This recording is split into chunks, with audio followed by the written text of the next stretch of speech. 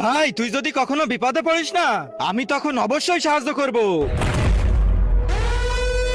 ভাই মনে হচ্ছে সেই সময় চলে আসছে। প্লিজ আমাকে সাহায্য করো, আমাকে এখান থেকে বাইরে বের করো। তুমি কে? আমি একজন মানুষ, 1000 বছর আগে এখানে আটকা পড়ছি, কিন্তু 1000 বছর আগে তো মোবাইলই ছিল না।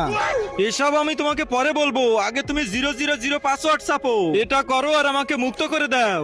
আচ্ছা ঠিক আছে।